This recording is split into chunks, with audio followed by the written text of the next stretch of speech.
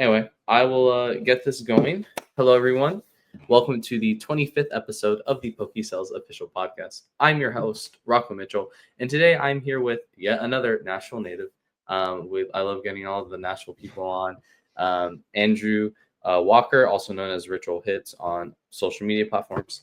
You are Nashville local Pokemon seller who has been to, who has been in the game a little bit.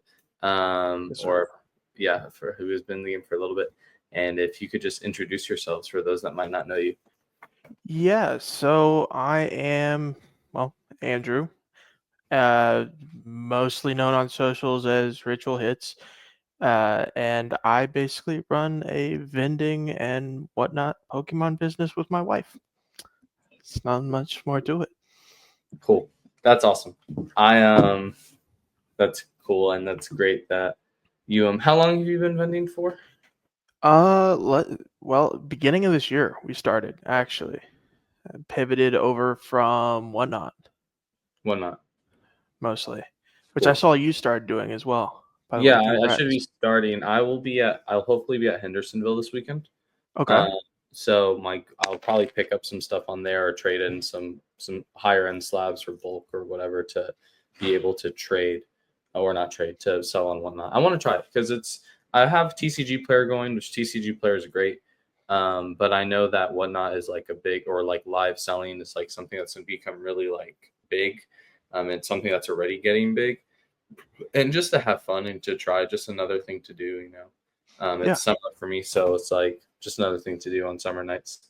When I don't got 100%. anything on, I can just do like, hey, yo, surprise stream, get on. Let's do $1 Japanese packs or whatever it might be. Yeah. But I would actually be curious to ask you about some whatnot questions later. Sure. Just as someone that is starting to get into it. But yeah, so you said you started at the beginning of the year and you transitioned from whatnot. So what has been like your whole Pokemon selling journey, I guess, and like why you got into Pokemon specifically? Well, I guess I can start with why I got into Pokemon. I feel like maybe not everybody else, but majority like grew up with it. Mhm. And funny enough, my Pokemon journey started because my mom was a teacher before she had me, and the way that she taught her kids math was using Pokemon cards. With like the HP up top. So when she retired and had like me and my brother, uh we got all the like hand-me-downs essentially. That's cool. That was our childhood collection. So that's what got me into it. I got out of it for a while. I like grew up, found like video games Mhm. and eventually like Magic the Gathering. I didn't get back into Pokemon until like Obsidian Flames came out. Mhm. Which wasn't that long ago, 2023. And then was playing Magic the Gathering actively and started selling Magic on whatnot because I had a ripping pack problem. I was buying boxes after boxes to rip packs, and my wife told me I had to sell uh said majority of what I had except my decks. So I found whatnot for that, and then probably like June of last year, so coming up on a year, um, I like went to GameStop, my local GameStop, to find Magic. They didn't have any, so I bought Pokemon packs and was like, maybe I'll start selling it, Mhm. see how it goes. And then I got addicted, and Mhm. then I don't even play Magic anymore. And Wow. it's been history ever since. And then like at beginning of the year, we talked about vending. Mhm. Um, as much it's like it was an everyday conversation. I got obsessed with watching vendor POVs, and I was like, I have to do it. I have to do it. What's the easiest way to get started? I started coming to like the Lighthouse show, and even went to like I guess the national or Nashville's national, um, and just even like local shows close to me because I live north of Nashville. Mhm. So Springfield show, Sango show, And I was like, okay, well, Sango shows the closest one. It was April 3rd or April 3rd or April 6th, one of those dates this year. So not that long ago. And I was like, I'm going to just call him, book a table. I didn't have any display cases or any inventory at all. And I was like, yeah, I'm just going to book a table and commit myself to it. And I think done Nashville PokéFest was our 4th show. So we jumped to the deep end. I also over explained. So if you edit off the book, No, it's all good. I talk too much. No, you're good. So yeah, that's like kind of my life story of Pokemon, really. No, that's super cool. And I don't care. Just throw it all in. All right. But that's super cool. And I love that your stories like that's so like it's similar, but then it's also different. You know, like your mom was a teacher and then she taught, but then you kind of she gave them to you guys. So that's really cool. And then Magic, I'm also familiar with Magic. I do play a little bit on the side. I play like casual Commander with like my brother and some friends, which I enjoy it a lot. It's super fun. But besides that, like I'm not a huge Magic guy, but that's super cool. So you were on Whatnot before it became like really big. Yeah. Probably, right? That's super cool. Yeah. And I wasn't always doing the rip and ship either. That's what I ended up doing was ripping and shipping. I think before that it was like claim sales. I had the big problem on Whatnot. Sorry if I jumped the gun and cut you off. No, My you're bad. Like my whole thing is I really didn't understand Whatnot at all, or when I first started doing it. And when we swapped Pokemon, I was like, wow, this is kind of expensive before things got expensive. Mm-hmm. And I think I went on TikTok Shop and ordered, I think it was like 3 cases of 151, like Japanese 151 booster boxes. That was when you could find them for $50 a box. I think it's like 160 now. And then yeah, I just had no idea what I was doing. And then I ended up like I would go to these shows and I was like I'd take my like phone with me, start recording on Whatnot, and I basically would do like live claim shows. If they saw something in the case at a vendor, they could buy it. That's super cool. And I'd pick it up for them with cash that I brought. So I'd say to everybody in chat, "Oh, I got $500 to spend or whatever. Here's y'all's budget. Y'all see something you want, I'll buy it for you." Wow. And then ship it to you. That's crazy. That was kind of how it started. And then vending was on a whim. Really. Wow. That's actually super cool. So it's like you're literally taking like live selling. So like like a buyer POV, but it's like streaming buyer, like how like Coops Collectibles does like streaming like Yes. vending. It's like streaming but like live buying or not live buying, but it's like that's actually super cool. And that's actually something that like I never thought about it. Like I've thought about it like that, but that's super cool. Like saying like, yo, you like it's kind of because you can do like bounties and stuff and whatnot. I don't know if that's kind of the same thing, but like we can get into that. That got banned. Oh really? Yeah. Oh dang. But like making it like, hey, I have like $100. Send tell me what you want and we'll get it. Like that's that's super cool. And wow, I actually never thought about it like that, and that's really unique. And I think that is something that could definitely be done in the future. That's like really good, especially if you have like you have, let's say like I don't know, you have like 20K to spend. Like just send me all this stuff, and then you charge them a little extra because of shipping or whatever. I don't know how that works, but that could be that's really cool. I like that. You can steal that idea all day. I'm not the one that invented it. No, I'm just saying that's super cool. Cool. So you guys obviously did that transition, and then started vending. You vended PokéFest this last weekend. Yep. You vended the Springfield show. No, that's No. coming up for us. That'll be May 31st. Okay, cool. And then you've done Grails, right? You did Grails. Yep. I did the first Grails and Glory. Yeah. First Grails and Glory. And then what were the other two? Lighthouses? Were they lighthouses or? So my first show was the Sango collectible show. Sango, that's sport. They say it's sports. I'll tell you, it's mostly Pokemon.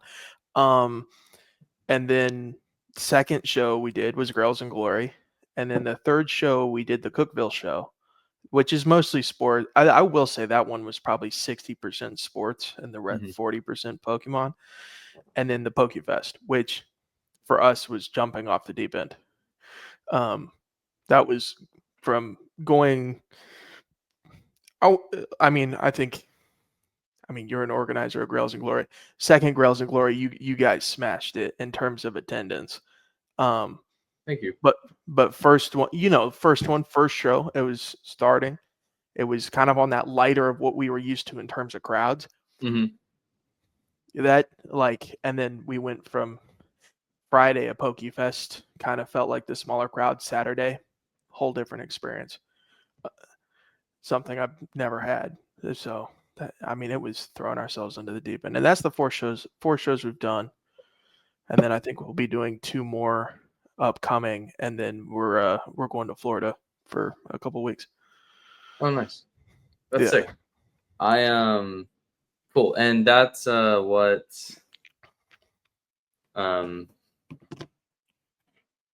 thank you for the Grails and Glory feedback. It's fun. It's really fun doing it. We have a good time, and yeah, the first one was definitely a lot lighter since we're starting off and we're kind of getting our rails. But then the second one, yeah, like you said, was really, really good. And we're trying, I think the next one should be bigger. That's obviously, of course, if people want to sell or vend with us, but it's fun. And so Cookville, you did Cookville. I should be doing Cookville on the next one is the 7th of June. Yes. Okay, cool. I should be doing that. Joe's my next podcast guest. So we'll be talking about specifically what it means to run a show and stuff like that.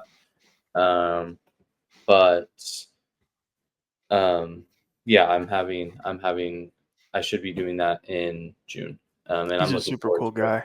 Yeah, Joe is. I've heard that a lot. That he's super chill. And he even he texted Abe out the night. So the night before the first Grails and Glory, it was Friday night.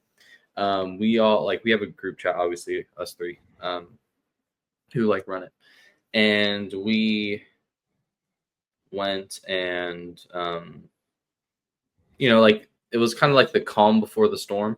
But what happened before in that morning was kind of Jeff had texted Abe personally, and Abe had shared it with us. He was a whole bunch of people are excited for the show. So I'm looking forward to kind of what he thinks as a different show host, with what he thinks about new shows popping up in town and stuff like that. And then and just having his opinions on what it means to run a show, and because obviously a lot of people love Cookville, a lot of people go there, and it's for me at least, it's a farther drive.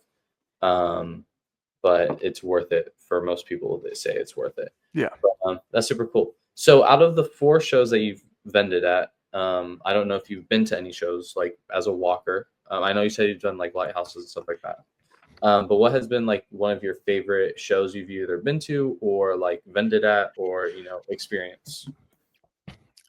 So I'll be honest, before this whole interview podcast, I'll be honest, my wife asked me the questions in the car to see how I'd answer them. I had 2 answers for this, because one is the vending answer, and really it was the second day at PokéFest did it. It was just, and also, for you and for the audience, is a lot of the time the reason Ritual hits is 2 people is because I'm very blunt. My wife stops that. And I'm very honest. The second day for PokéFest was just because I was so skeptical about going, kind of how you said at the beginning of um, like in terms of like promotion, and I doubt myself all the time of like, oh, is what I'm bringing good enough, and is it going to sell? And not that it's about money but you know, Mm. second day killed it. Like everything, all the doubt that I had completely faded away. I Yeah. felt like the hour, like I thought I was there for 30 minutes. I looked at the clock. It's been 6 hours. Yeah. It it was euphoria for me, really. And then walking, I mean, it's another kind of like throwing myself into the deep end story. I had not been to any show ever, and I was getting obsessed with Pokemon Mhm. again, finding my love for it at a, like I hadn't played any of the games or anything in 14, 15 years. Uh, and was just watching all these buyer POVs and vendor POVs. And I was like, where are these shows at? And kept seeing Collecticon in the title. And so I looked up Collecticon. What's the closest one to us? Oh, it's Atlanta. It was happening in September of last year. And I bought 2 tickets without my wife knowing. And I was like, hey, we're going to this. I didn't know what budget I needed to go. A lot was the answer to that question. And I mean, we just went, and that was my I'd say my best show moment because it reignited my love for everything. Yeah. I mean, it was a massive trade show. I didn't know anybody. It's a, I don't know, 150,000 square foot room with just nothing but cards and money all over the place. What's not to like? Yeah. Yeah. I don't know, collector's dream. So, I mean, Yeah. those were my best 2 answers probably for that. No, that's super cool. And yeah, so yeah, I'm really bummed I didn't go to PokéFest. I was gonna be there that Saturday, or at least for the morning part, but I couldn't. But yeah, that's super cool. And Collecticon as well. That's awesome. I should be vending. I want to vend the next Atlanta one, so in the next September. We're doing it. Oh really? Yeah. You The want to, tables are still on sale or no? no. But we, but we plan on doing it. You want to get a square with us? Sure, I would be down if you want to do that. Well, there's going to be like us, and I think like we've got a couple other people on board, but we wanted to try to get a square, and it'd Yeah, just be like it'd be a Nashville square. The people yeah. from Nashville would have the square. I think that'd be sick. I definitely Yeah. love to do that. I know Shinyvert up there. He was my podcast guest two weeks ago. He said that he would be willing to at least like let me crash for that, or whatever. But yeah, no, I would love to do a square. I think that would be sick. Yeah, that's We just could a get fun different. idea. Yeah, and I was gonna also get Lucky up there too. If you know Lucky, I don't know if I know Lucky in particular. I know some of the guys that I talked to was like Charles, which you've had on, and Charles. Jerry, which you've had on. Don't worry, I watched the podcast. I'm kept up. Um, Jackson, Jackson Monette. Yeah, Jackson. I love Jackson, my Yeah, boy. yeah, I love Jackson. Talked to him about getting him in the square too. So Okay. Yeah, that'd be sick. yeah, I think get that'd be so everybody fun. involved. That'd be so fun. This is Lucky. Let's see here. Um,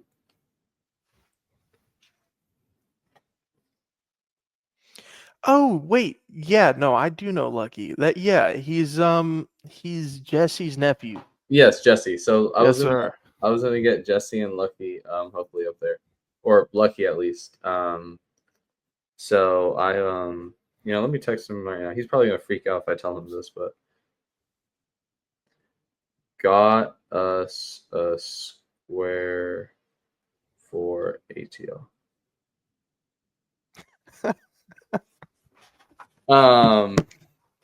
But I think I would love to do that, and yeah. Anyway, I'll stop repeating myself. You're But good, bro. It's exciting. I Yeah, understand. it's cool. That's like one of my goals for this year is to do that, and then go to card party. And I should be going to card party next month, hopefully. But Exactly. I that would be kind of like my first show walking. But yeah, that's super cool. And I haven't ever been to Collecticon either. I've seen the videos, I've Really? done stuff. Okay. But I think it's fun. Jerry told me some cool stuff about it. Obviously, Charles did too. Jackson's told me cool stuff about it. Who else? Pokehalls. So he's told me good stuff about it too. But yeah, I would look forward to it. And my question for you: so, what is you guys have a pretty good inventory, right? Because you guys have poured a good amount into it. Yeah, I guess you could say that. Yeah. I mean, I could. Do you want me to go in depth with that, or No, okay. I was just gonna yeah? say because for me, a big reason why like I didn't full send into PokeFest was because I was told of like inventory size stuff Mhm. by certain people, and obviously I know there were like big Pokemon vendors that were there. Yeah. But my question for you is like obviously you're someone that started, and I assume I don't know. You could have a $500,000 inventory, and I just don't know. But compared to like someone who has like maybe like $1 million inventory, which there are some people here in Yes. Nashville that do have that, and some people that did pull up to PokeFest with that. What is like? How did you feel? Was it like balanced? I would say. Um, like balance between me and them, or Yeah, so. Do you think that the ratio or that like there was an even chance to make money between new vendors and old vendors, or experience, I'll say like newer vendors with lower amounts of inventory, or older like more experienced vendors with higher amounts of inventory? I'd say yes. I'd say yes. I think the one thing that it took, which I feel like, and I won't say who, but I feel like some newer vendors that were there, um, I think where they struggled with that was a lesson that I didn't learn it from the Pokemon space. I learned it from esports actually. Is that patience is everything. Mm-hmm. Uh, Patience and consistency, and being open. Some of the newer people lacked that, while the people that had the $1 million inventories and were full set up LLCs Yeah. 100% understood how that's how it worked.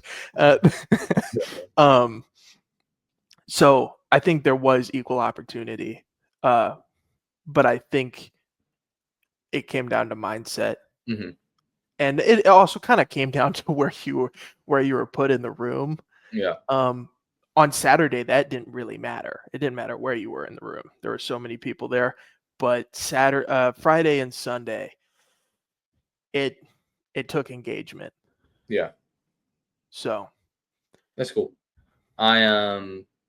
That's cool, and I'm happy to hear that because that's like kind of what I didn't hear, or not didn't hear, but that's like when going before the show started, like that's kind of what I was hearing. Was that like the people with like higher amounts of inventory were just going to have all the intention while everyone else kind of just like fought for scraps. yeah, But I'm happy that wasn't the case. Um, and also, I think that's something that transitioning, I guess, to a little bit like Grails and Glory is something that we tried to do as well, is like give it a good opportunity between older vendors and like newer vendors, like putting people who have vended together, or people that like for you, who was in your like little, you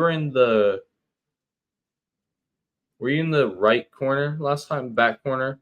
yeah. If you're going from the entrance, it would have been back right. Yeah. Okay. Yeah. Because I gave you asked for like one of the cushion chairs, right?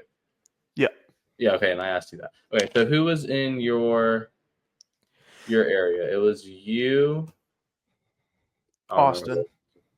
Austin, who is a little bit more of an experienced vendor, right? I think. Fine. That was. Maybe his name's not Austin. I'm not sure. I don't have the chart. I probably do have the Don't chart. worry about it. That's a long time. Anyway, but what I was trying to say is like we'll have like people like we'll take like so last week's podcast guys. Jim is a newer vendor. He was in this last show. Him and his kids got like two separate tables, and then right next to him was PokéSells, who is someone that's done multiple collecticons. Someone that Anthony. He's done multiple collecticons. He's done multiple bigger shows. He has the experience of doing this full time. So we put those two guys together so that, hey, if they have a question, the guy that has been doing this for literally like a couple of years is right next to you. Yeah. And you can ask that and like have access to that wisdom or the tips if you need it. So that's a little tidbit on our show. Yeah, that's fair. And PokéFest and all that stuff. Which I don't even know where we went. We just went down the rabbit hole. I was going to take us down further one if you wanted us to. No, it's fine. Yeah, what were you going to say? I mean, I was just going to share if you want. It's up to you. I mean, you're the host. Tell me where you want me to go. Yeah. But just I guess how we got into vending is very unconventional. Mm-hmm. From majority of this, like even talking to Jerry's been helping me a lot, like in the shadows, you could say. Another guy that's been helping me a lot is, do you know Frenchie's Funhouse? Have you met him? Yes. Yeah. Brandon French, great guy. He helped me a lot. He definitely helped me over the weekend. Is that like we didn't come from a collection. Mm-hmm. Like when we started at vending, the like your Instagram series, which I've watched every episode of now. Oh, thank you. Like we started at zero. Yeah. And going, I'm super transparent with numbers. I don't really care if anybody knows. I don't make any money from vending, so it's part-time for me. Mm-hmm. The started from zero, and before like our first show, we went from zero, dumped money into it, and went from zero to, I think our first show we started with like 1.2K in inventory. Compared to the inventories at PokéFest, our inventory was like at 3 flat. That was our inventory. And I think we did it last night. I think we left, and probably before our next show we'll be at about 7. Dang, that's awesome. So, and I mean, we ain't making anything from it, but it's just the unconventional. It just turns into itself. Mm-hmm. We're in it for the experience. Yeah. At the moment, but we can go wherever you want to go. I'm here. Well, I think that's great. Yeah, because very similarly, that's where I'm kind of floating right now is like 4K inventory. Yeah. I'm trying to get 5K, so hopefully by next show I'll have 5K. TCG player payouts take a while, and yes, they do. Yeah, so that kind of sucks when you're trying to build inventory. Yep. But and some of my cards are depreciating in value, like this guy right here. This guy tanked to like $30. But I had that card for 6 hours. The first one I ever had. I had it for 6 hours, and it went and sold. That's crazy. Well, see, that's why I want to do PokéFest, because I had that stuff like that that would have sold. Oh yeah. But it's whatever, you win some, you lose some. And Nationals will be in July, and I'm definitely doing that. And it's also during my birthday weekend, so the goal is to do that during my birthday and just have fun. You can get in on the second PokéFest. We got handed a sheet while we were there. Okay. It's November, like I think it's the 7th weekend. So not 7th weekend, but it's November 7th. It's that weekend. Okay. Awesome. Yeah. So annoy Jeff. Yeah. Yeah. Well, that's why I was trying to I try to reach out to him sometimes, and like he I don't know, he don't be reading my emails. Like I asked him like, hey, can I have like I asked him for June lighthouses, and then like this May 30th, the 30th lighthouse. But anyway, back to what I was going to say is that's kind of where I'm floating around inventory right now is for. And same thing. I started with a binder, like a collection, like my childhood collection, that I just put everything on eBay. And then I put like $250 in my first buy, like big slab buy. But after that, I've pretty much just been recycling. Like it just grows and grows and grows. And it's crazy how it's like, like how it multiplies so fast. Like it'll just like go like, I don't know, like it's just weird. Like you can't really explain it. And it just works. It's a cool thing to watch, and it's a cool feeling in a way. Yeah. Like, and I'm doing this. Yeah. And it's like I thought that I would be where I like when I was first starting off, I thought I would be where I am now in at least like a year. But then to do it in like literally like a third of that time, I'm like, wait, what just happened? Like holding, and it's weird for me too, since I'm like, this is my first business that I've ever done. And you're doing great. Thank you, appreciate it. I'm trying to. I want to do this for real. Afterwards, after high school, but I want, like, I'm looking at it, and it's like, when I hold, I'll hold a bunch of my slabs that I have, right? And I'm like, that's literally like my first. If I wanted to like get my first car, I can liquidate all this right now and just buy one. And like, it's like, what the heck? Like, what am I like? It's just weird. But it's also humbling because it's like, it's crazy to see like putting through the hard work and all that stuff to do it. I get the feeling that you talk about with the vending stuff, and I'll definitely have to hit up Jeff about the next PokéFest. I'll get it. Tables are still 300, right? Yes. Yeah. Yeah, they are. Yeah, that's fair. But that was one of my skeptical things going from, like, and this has nothing against you and Abe. I went from doing $25 and $30 table shows to then 50, to then back to 35, to then 300. So 300 was like the, 50 seemed on the outlier side compared to the rest of the local shows, which is fair, but then 300, like, and I was like, I said to her, I was like, there's no way. Being me overthinking, I'm like, I don't think I'm going to make $300. I'm like, maybe just make that. Yeah. Like, and that's it. Now I surpassed that. Yeah.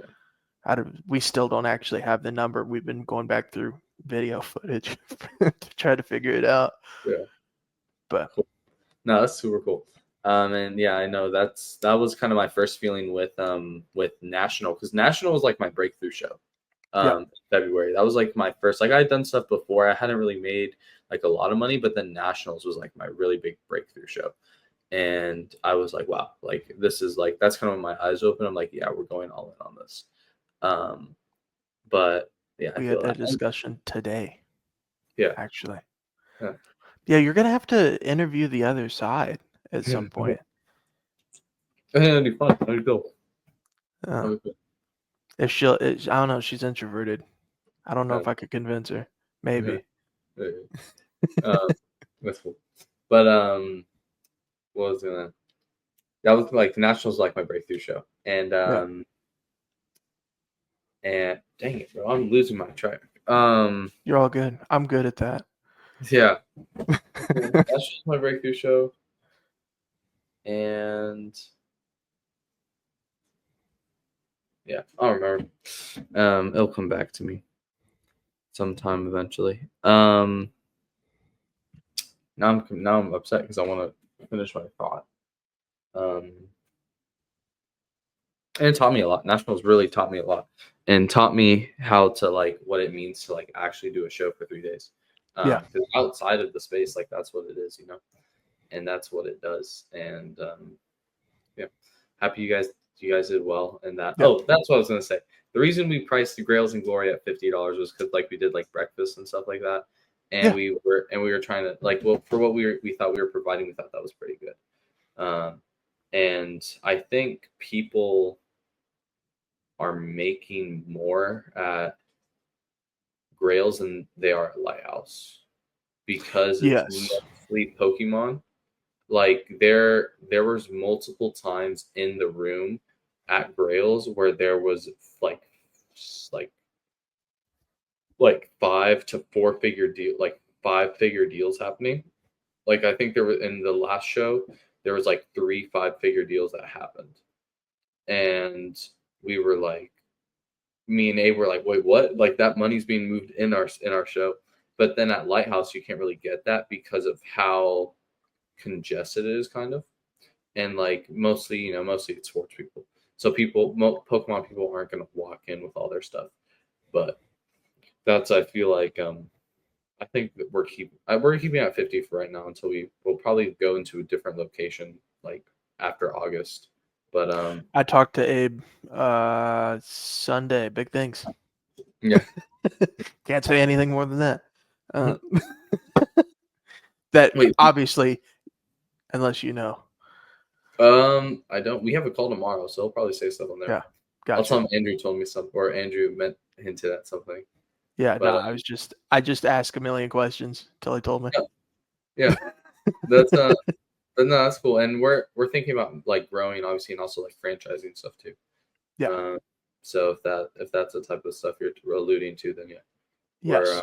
we have big plans. And I also want to do into like a little educational platform as well, where like you Yeah. could be like, hey, this is how you set up a show. This is how you vend. This is how you set up a TCG player. This is how you are profitable on eBay. This is how you're profitable on whatnot. This is how you're profitable, whatever it might be. But like making like a platform where you could like, it's an education platform that you can like pay for, be a monthly subscription or whatever, and pay for something, and you get access to what our show has done. So Yeah. anyway, that's a little sneak peek into the future. But I'll go back to some of my, since we're talking about like platforms and vending and stuff. Obviously, you say you did Whatnot beforehand. Yeah. And you've done you've vended now, and you've done I don't know if you've done TCG Player or anything else, but what platform have you seen like the most success in being an upcoming Pokemon vendor? Like just in general or for me? For you specifically. For me, probably vending. Just vending. Whatnot, and we can dive into the, you could say the nitty-gritty of that. It's not that the platform is bad. It's not. But it takes upkeep. It takes a lot of work. And I know I've heard TCG players similar. I've actually heard TikTok's harder than Whatnot. But there's a lot that goes into it, and sometimes it feels like you don't get the return for the effort that you're putting in. While vending, there is a little bit of that. You can have a slow day, right? The shows can just be slow. But I feel like in terms of like the experience and everything, vending is that platform for me, and has allowed me to do like content again. And yeah, I don't know. It makes me feel alive, a weird way to put it. No, I get it. No, I get it. And I need to get my GoPro fixed by this Saturday, which I will. But I feel the same thing. Like it's something being there with people. Like I get, once I can start driving, I'll be hitting up most all the shows. But now that I get upset when I can't go, because like those are my people. Like I have friends at school and stuff like that, kind of. But these like I would rather spend time with these people who like over any like most of my friends at school, because we think similarly, we think like on the different level, and it's just fun.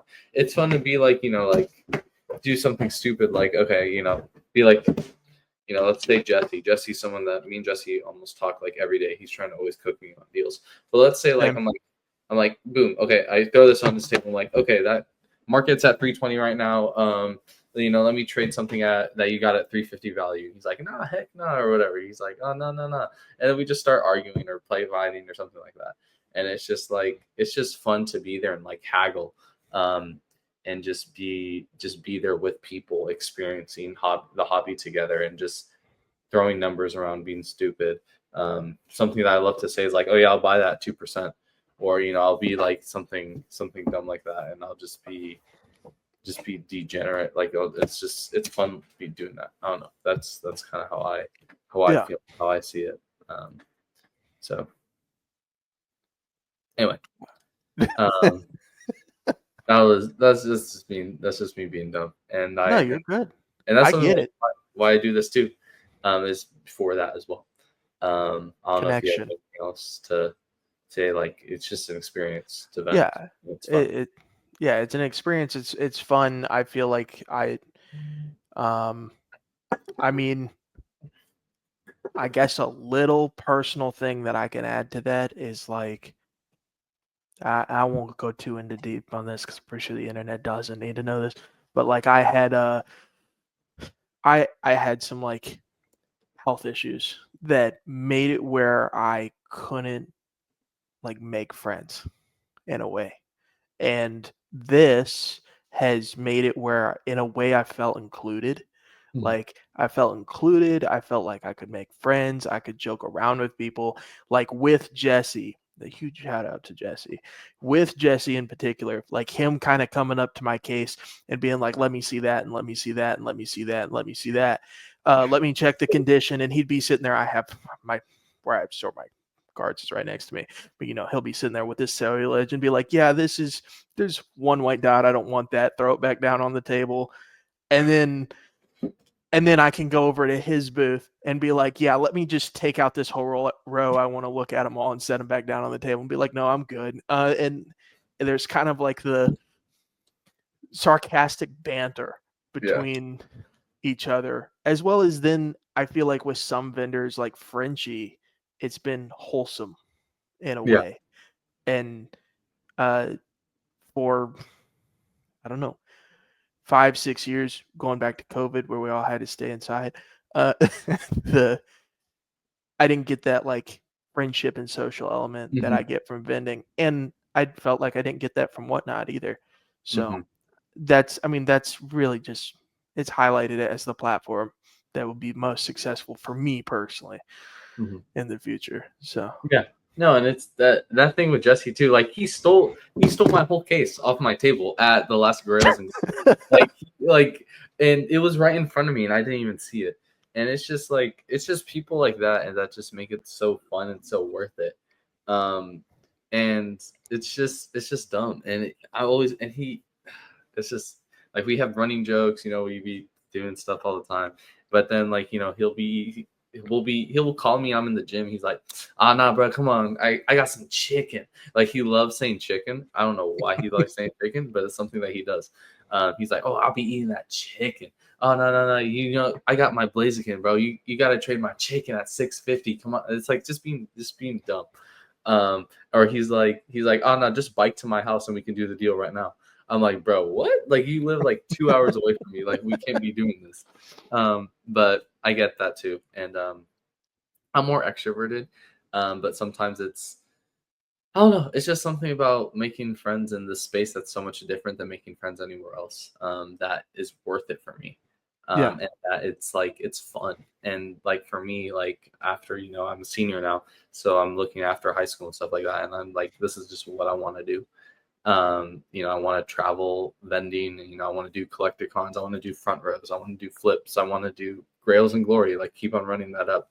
And that's just stuff that I want to do personally as an individual, and build it up, build the brand, build the business, and then own my own shop one day where I can like give back, because ultimately that's always been the goal for me. And now that we're doing Grails, I'm seeing that there are different types of shops. There are like card shops that are more inclined. I'm sure you know this from Magic. There are more shops that are inclined to competitive play, or to play. That physical games out. There are more shops that are dedicated to actually like collecting, or slabs, or sealed, or there's shops that are dedicated to like wargaming, like Warhammer or Dungeons and Dragons or all that type of stuff. Yeah. And for me, like my vision, like that I want to do, and something that we're doing with Grails and Glory, is making it like a one-stop shop for everything. Like you go there, you have your gaming area, you have your, there might be a Smash tournament going on, there might be like people playing like League Night, there's going to be people trading slabs, there's going to be cases to buy, all that type of stuff. And that's something that I want to do, and something that I'm very passionate about, and something like going into the future, like in my 20s, like starting up a shop and doing that, which I think is anything's possible. Yeah, and Nashville is such a prime location to do it too. It's literally close to everything. It's close. It's not, there's not that much competition here. Like there's competition, but then there's like not like crazy competition. It's like there's competition, but not really. Yeah, because it's like, it's weird because like there's shops, but then there's like not, it's different. Like it's like you have, like I was saying before, you have a shop for kind of everything. Like if you want to play competitive, go to Next Level Games. If you want a more like trade night experience, go to Pretty Cool Cards. If you want like more just like a chill place, like go to Country Cards. If you want like, like there's different like places, like different shops, but every shop kind of has their own little niche that they do. Yeah. And it's, everyone kind of just lives together and eats together. Like it's not like war. Like it's not like, oh no, I go to this shop and we can't go to that shop, or not. Like it's just cohesive, but like at the same time, like not a lot of stuff. So yeah, I don't know. But yeah, that was a big tangent. But I'll go to something that I always love to do in my podcast is I ask like, what's your first Charizard? And pretty much what that means is like, what's like pretty much at the core is what's your first high value card that you either bought, sold, or both, or Charizard, it can be whatever you want, but just like something that a defining moment for you, like, hey, like this is what I'm cemented in this. Like I really want to do this, like that epiphany moment. Man, that was over the weekend. Weirdly, Bubble Mew. Yeah. Bubble Mew. No, actually, before that, I was trying to figure out. I was trying to keep up with Whatnot, and I had a problem. Don't do this, by the way, when you get into Whatnot. Do not rip your own stock. I had that problem. They would just be packs that people wouldn't buy or whatever for a little bit, and there was some Silver Tempest we had, and it was sitting there for like a month, maybe. Just people weren't into ripping it. It was all about Crown Zenith and 151. I just took I think it was like 5 packs, and I ripped them, pulled the Lugia, like third pack in. And there was only like maybe 10 packs left. So I was like, oh, that was in there. Sleeved it, top loaded it, and then I was like, this was around the time we wanted to get into vending, and I really didn't want to sell it because Lugia is one of my favorite Pokemon. But yeah, and then Lugia spiked. It was around the time Lugia spiked, and yeah, that was probably the first big card that I sold. And then over the weekend, over this last weekend, it was a lot of the ultra modern bangers, and then we sold some of the big megas, big mega Charizard and big mega Venusaur, and I think the biggest one I think I ever sold was like a PSA 10 Neo Tyranitar or something. Nice. Hollow. Yeah, that was probably the biggest one, but it felt like it didn't have a connection to me in a way. It was Whatnot, so yeah. But yeah, that's super cool. I don't know if that answers your question. I bounce all over the place. No, that answers it. That's great. I think that's cool, and that's great. And I was thinking the Bubble Mew when you were talking about it before, as well. But what was I gonna say? Yeah, Lugia is cool. I think Jesse has a Lugia, since we're speaking of Jesse so much. I think Jesse has one, and also I'll probably have him on a one-on-one pod, because I had him and Lucky before, but I'll probably have him just by himself next. Got one over the weekend. Nice. Yeah, no, it's a beautiful card. I don't have it, but I might if you want one, I might have to trade one and then sell it to you or give it to you. Yeah. But All my slabs are Pikachus. yeah, I have the gods, and then something that I did good on. So I have the stamp box promos, if you know what those are. Yes. Lucky's or not Lucky's, Jesse's stamp box promos. Those are mine, and I did a good trade for them, and I have most of the stuff here was from that trade, except the Bubble Mew. I picked that up, but probably my favorite one that I have right now. I love this card. Is the Zapdos from one. That's sick. I love this card so much, and it's not like crazy bad. Let me alt it right now. Alt is the best platform to do all your rated stock prices. People, this is not sponsored by them, but I thought that would be cool because why not? Alt is the best app. So Can verify. Alt is the best app. Alt is the best app. It And has then- all eBay lessons and auctions and everything, so you can always argue with your people. Yes. Yeah, And then- it's around the same area. It'll probably be like 250 by the weekend. But I like it. It's cool. And then something I actually got today because I won a giveaway from a friend of mine. It's like an LP but Gengar at this guy today. I sold that. That was the last card in my childhood collection, and I Oh, sold really? it over the weekend. Yeah. Well, if you want one, I got one for you. I don't know what they're at. It's LP though, so I'll cut you a I good deal. sold MP for 45. So Actually, yeah, I might have that to was check. over the weekend prices though, so they could have changed to days. You know how it works. Yeah.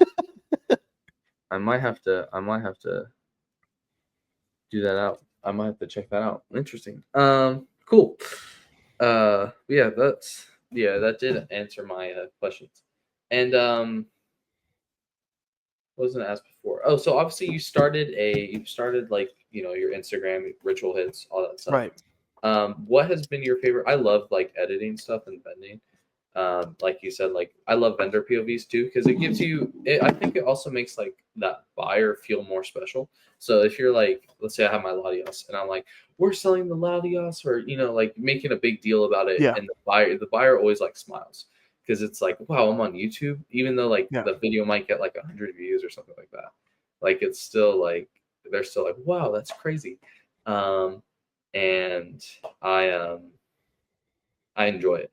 And I don't know if you feel the same thing, but I was going to ask, like you said, you were talking about content earlier. So I was going to ask, like, how has this journey been of starting content, and how have you felt about it? I've really enjoyed it. I did not take the standard approach like everybody else. I know everybody either uses like GoPros or Osmos, like the pockets.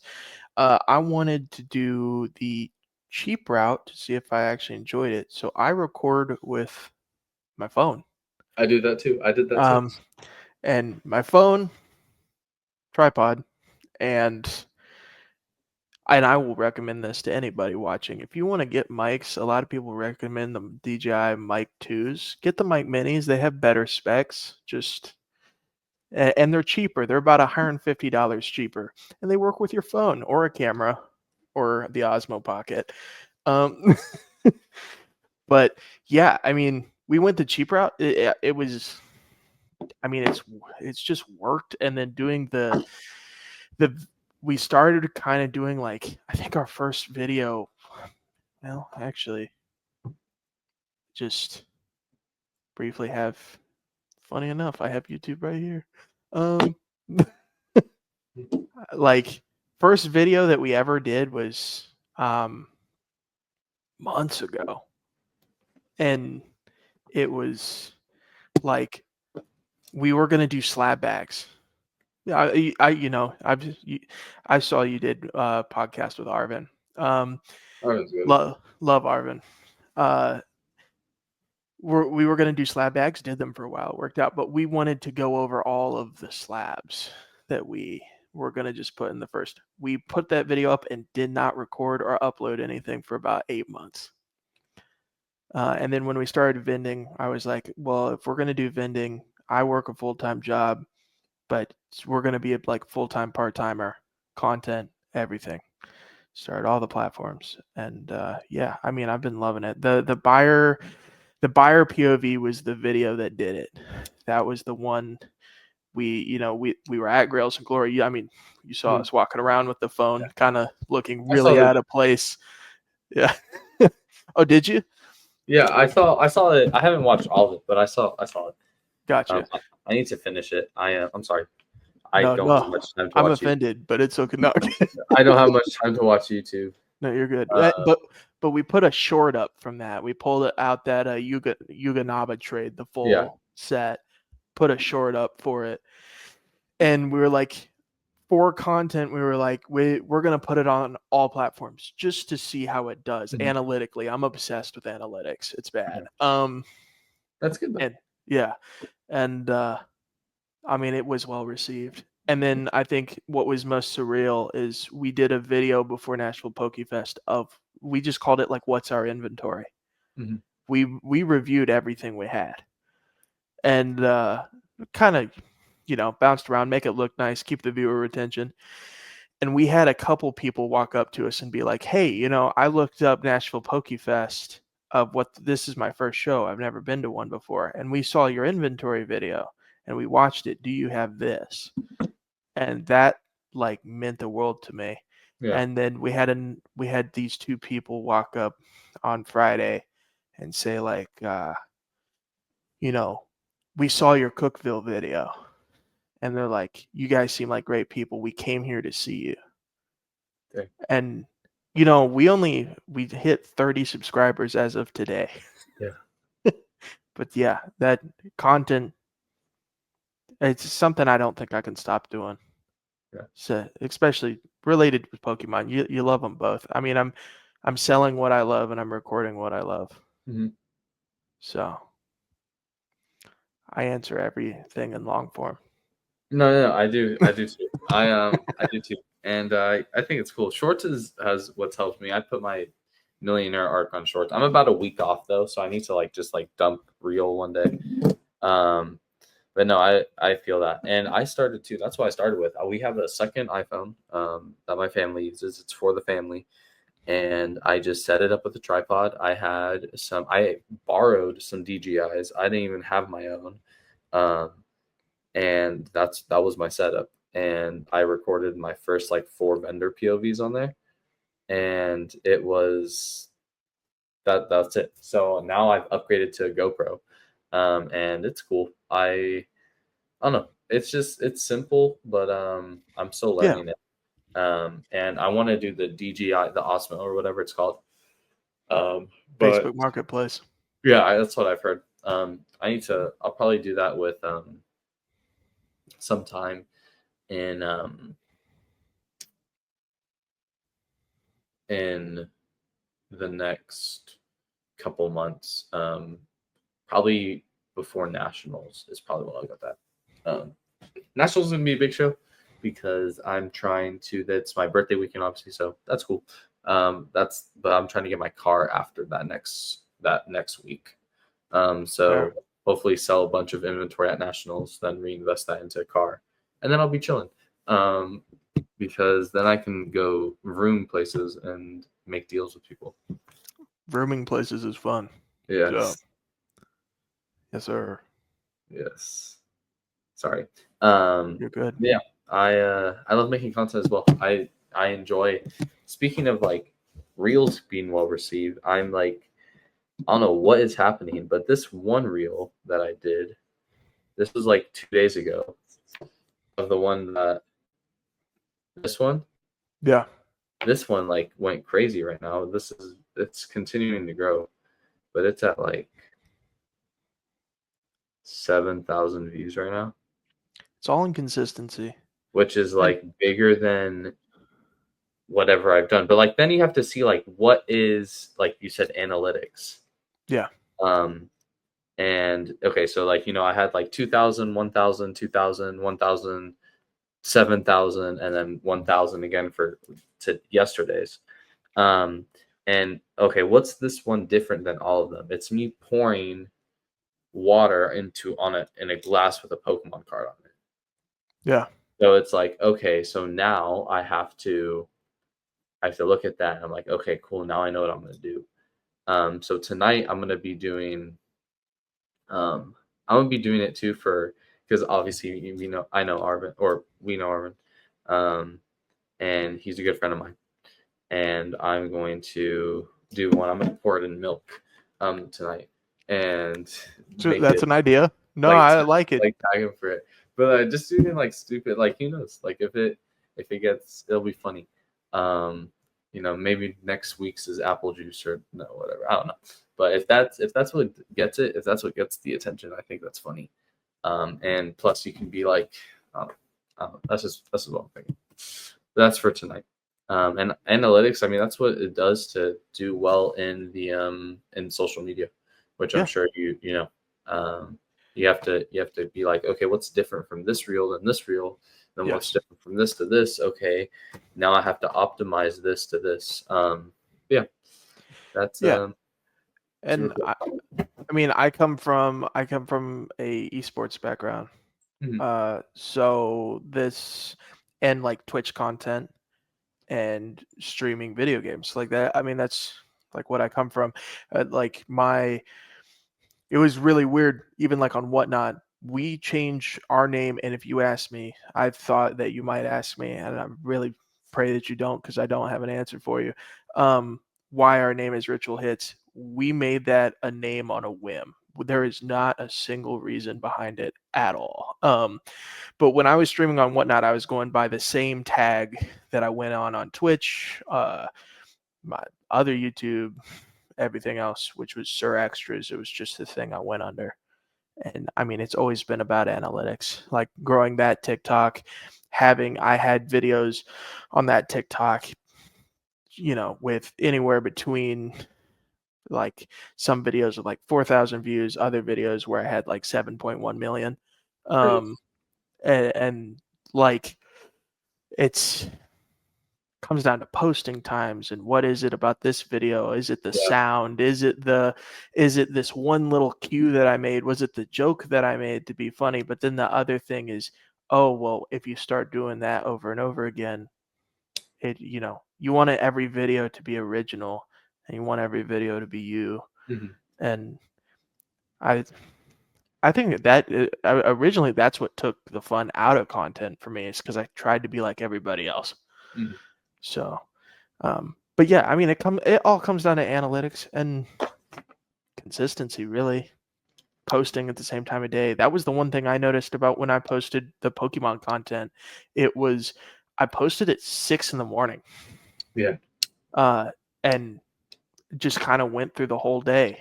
And sure, it kind of felt slow at the beginning, but yeah, I mean, TikTok picked up around 9, and I think Instagram at 9 a.m, and Instagram picked up around like after everybody got off work. And it's kind of, you notice all these different patterns. Yeah. But sorry, tangent again. No, that's good. That's good. And that's secret nuggets from it. What did you do in esports? You want the whole timeline? No, I don't care. Just summary. Originally, Overwatch. I got into Overwatch in 2016. And then Call of Duty. A lot of Call of Duty. Made a lot of, well, I won't say a lot of money. I would say some money off of Call of Duty. And then I ran like esports teams, or I guess what they used to call them was clans, but and had a lot of fun with that. And then when I got married, I got out of a lot of that. I play Marvel Rivals just about every day.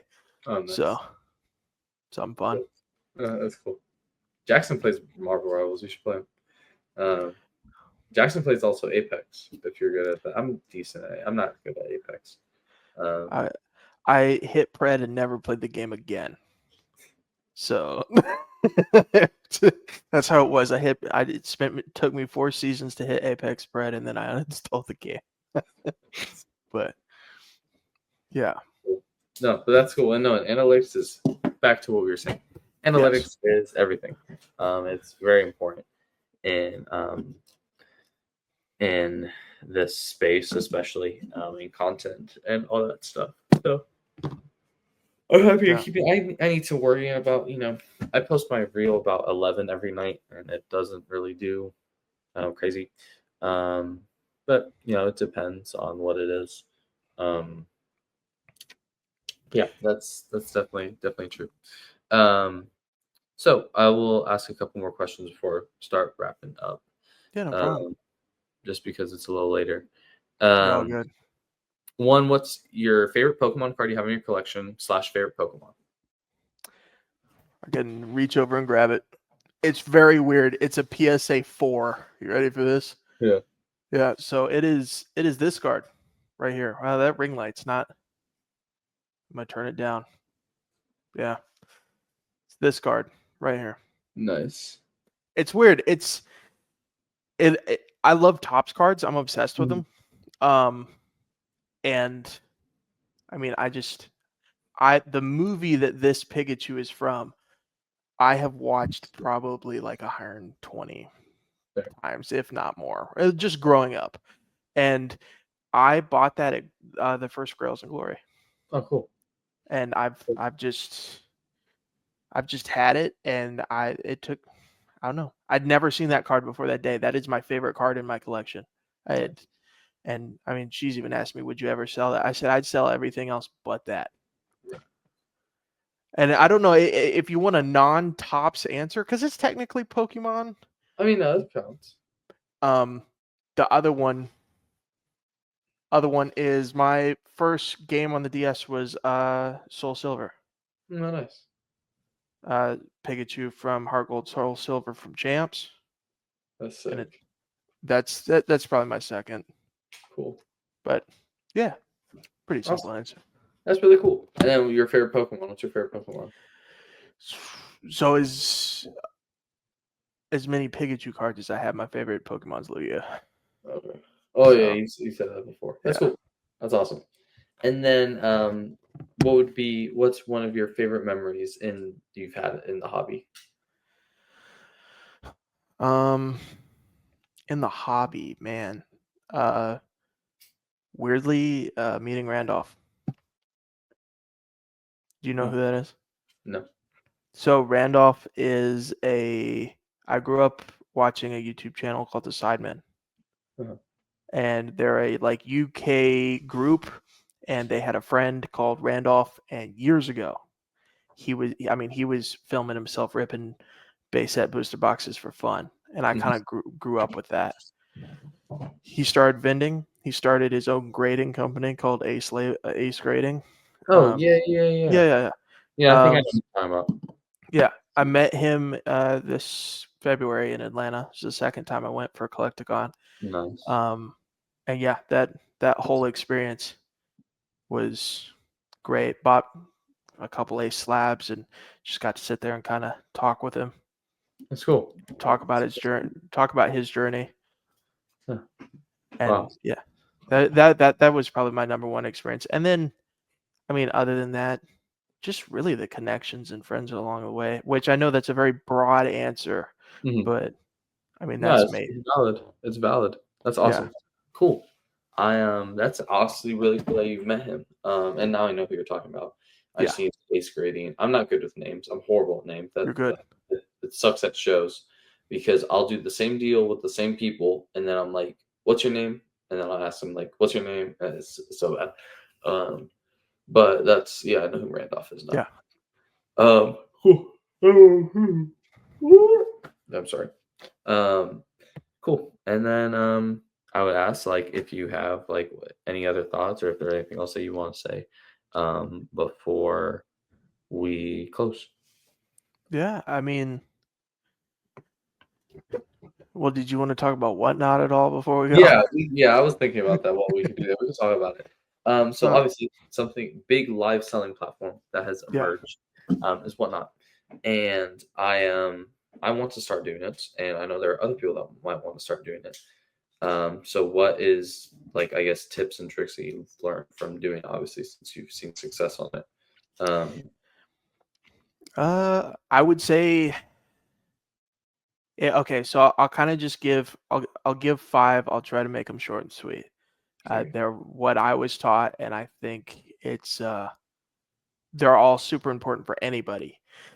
The number one, which a lot of people don't tell you, is how important it is to make it to 1,000 sales. For you when you're starting new on the platform, like TCG, you have to wait to get your payment. On Whatnot, it's the same until you hit 1,000 sales. So you have to wait to receive your payment, and the way it works is you have to wait for the item to arrive to the person's house, and then you have to wait 3 days after it arrives. So that could be a while. Yeah, it could be a week. It could be 2 weeks, because if you ship something to we have a guy that buys from us. He lives in Australia. You could be waiting a month and a half to receive a $250 payment or whatever. Cool. Hit 1,000 sales as quick as possible. I don't care if that means, for anyone, if that means you go and buy a binder full of V cards and you're doing $1 auctions for like 4 Vs or whatever. Mhm. It helps you get there faster. And we got there through Magic auctions, so it's super helpful. Once you hit that, you're able to, once you click print shipping labels, you're able to get payment same day. Crazy. Goes straight to your PayPal or linked bank of your choice. Second tip is do whatever. There is 100% an algorithm for how everybody works. You either have the surprise sets, which are you active on Whatnot? Like, No, I haven't even opened my account yet. So you've never been on the app. No. God bless. If there are surprise sets, I'll explain it really quickly. Basically, like 100 items. Imagine 100 items. You list them out. You start them at $1. Some people start them at $30. I've seen ones that are started for $100. Don't know why people buy that, but they do. And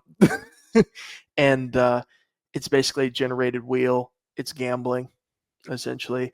You might have people bid up to $30. It spins a wheel. They hit a prize. It could be you have a bunch of Japanese packs. One of the big hits is a prismatic ETB. You're still making money either way. There's a lot of that. There's a lot of people that sell yeah. There's a lot of people that sell $1 singles. A lot of people who and I actually have some, and I picked them up for this reason. CGC, you will know this, Rocco, does not sell at shows. You want to know where it does sell? Whatnot? Whatnot. All day. Really? Yes. And they're cheap to grade too. Yes, sir. So we're going into the CGC market, I see. Okay. Slabs. So, I mean, the second tip is finding your niche and what works. You will change it. That's the biggest thing to remember. You will change it because you might not enjoy what you're doing. Mm-hmm. So find what you enjoy doing. The third tip that I say to anybody, being loud does not mean people will buy from you. There's a lot of people that get on Whatnot that see the people who are screaming into the phone, saying like chat, there's 15 seconds left. We got to buy now, buy now, buy now, buy now, buy now. Creating an atmosphere for anybody to sell from you. You will have people come back over and over and over again. Your setup does not have to, I mean, this is kind of going into the fourth thing. Like, your setup does not have to be insane. I have all of this stuff on literally the same place that I sort cards. And I mean, I can send you a picture of this later if you want to see it. But like, I've got my slabs in the background. They're kind of my background. I've got a play mat down. I've got something that holds my phone and a little ring light that I ordered off Amazon. And then like my shipping supplies is bubble mailers, sleeves, top loaders. I mean, you ship stuff anyways, I think, right? So, Does it like you're set. sorry. Yes. No, Does go it, ahead, man. does it automatically do shipping labels for you? Yes. Yeah. So any I need a questions? thermal printer. Yeah. I mean, so wait, you said you have a printer? I don't have a thermal printer. Oh, you can get that on Amazon too, like $60. Yeah. They ship through something called Shippo. You can get labels with an app on your phone, get labels, send them to your phone, print them on the thermal jet printer, paste them right on the bubble mailer, and go drop them off at the post office. You don't have to pay postage or anything. So people directly pay for their own shipping through the app. Good. And you can adjust that too. You can have it where people have like quote unquote reduced shipping, so they pay up to $4.79, which is a bubble mailer. You can have it where any cards under $20 is an envelope, etc. I think like $8 is a box or something like that. I can't remember, but yeah, I mean, fourth tip is setup doesn't. You want to make it appealing, but it doesn't have to just be insane. Make it you. Nice lighting helps, and if you want to go all out, somehow sync it like an Osmo Pocket or something to your PC for OBS, but face cams, make it engaging. And then the fifth tip, I think that's super important for Whatnot is every day will be different. If you choose the rip and ship life, which is what I ended up choosing, ripping packs, you'll have a guy come in, he's either wants to max out his credit card or he just sold a PSA 10 Charizard Holo from base set, and he's ready to spend money, so he'll drop a couple grand. Other days you'll have people that want to buy 3 shrouded fable packs and that's it. And that's the day, and you might be live for 4 hours, and it doesn't matter whether you have, like, I've had 4 people watching the stream. I've made $3,000 in that one stream, or I've had 100 people in a stream and I've made $100. So every day will be different. And the same goes with singles. You sell singles, expect to lose out. So buy at percentages. Like if you're going to buy in bulk, you get it at a percentage where if a card goes for $1, you're not going to absolutely hate yourself for it for the rest of the day, because that will get to you. And that goes for anybody. And then surprise sets, kind of the same thing. If you want to basically set up gambling, essentially, you got to set it up where the house wins. You want the people to win, obviously. Like, for example, there was a guy that I know personally. He just did his big Gengar stream, and all of the hits were Gengars, and the top 3 ceilings were PSA 10 Gengar VMAXs. Right. The rest of them were anywhere between CGC 5 and CGC Pristine 10 Gengar Vs, like and that was the game. And most of the people were buying it around $15. Now 3 people got a $1,300 slab for $20. So it's you play to your strengths, but don't overcompensate. And the other thing to remember is, I've never sold on TCG. What is TCG's fee? 2%. Whatnot's going to be a shock for you. It's 13, right? I heard it's 13. Yes. Yeah. Well, I mean, eBay was 20. Yeah, Whatnot's percent is technically 8%. That's their percentage they get out of it, but then you include taxes. And then that 13 also factors in shipping, because you have to think bubble mailers, top loaders. Like, sure, they're inexpensive items and you can buy them in bulk, but you kind of have to factor that in. So you might sell a card for $20. it could be $20 market. Someone buys it for $20. You're only making $17 for 15. No, 16. I think it's 16.73 off a $20 card.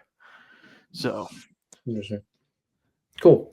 You look tired, bro. I'm tired. I've been. I work at a farm and I have to be there at 7. Okay. Yeah, but I'm tired, bro. But no, that's sick. I mean, hey, it's worth it though. It's worth this life, bro. This life is this life is too fun. But yeah, cool. I'm looking forward to it. Like I said, I'll probably be looking at Hendersonville. So if you see me trading away my god set for a bunch of CGT 10s, you know why. But that's super cool. There's a guy you might be able to get some from. I can send you his info. Okay. He's selling off I think 200 slabs or something like that right now. Guy local to I don't dox yourself obviously, but he's local to the Murfreesboro area. So cool guy. He's also a whatnot seller as well. Nice. So but I'll have to come up with a strategy, and then also I have to, since I'm not 18 yet, I can't technically legally sell on the app. I have to have I think you have to have something with your parents, so I have to run it by them too and see what they think about it. I'm looking forward to it and doing stuff on that. But that is super cool. Thank you for that. That was very awesome. And my last question for you would be, what would be your one piece of advice for people that want to start doing this, whether it's whatnot or selling or vending or whatever?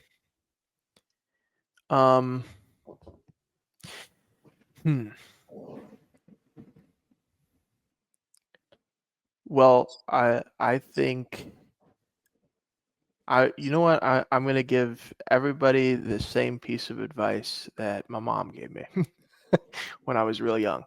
And this was actually, it really has nothing to do with Pokemon, but I apply it every single day.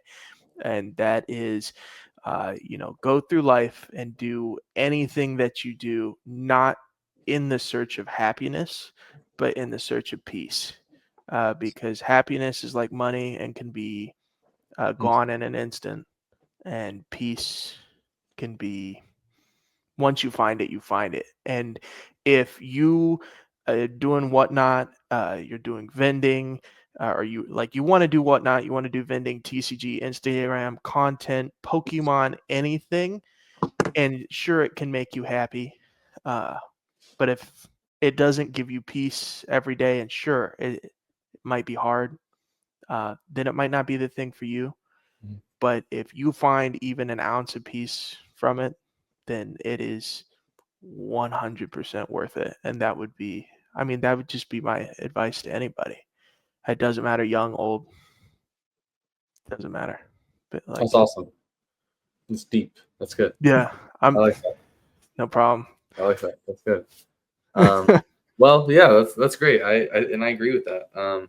And it's especially finding something that you love, I think too. And I think that's something that Pokemon offers to so many people, is that one, it's super liquid. I've been at my age, I don't want to say I'm not supposed to, but it's extremely difficult for someone my age to make the amount of money that I'm making. I was working at Pizza Hut at 16.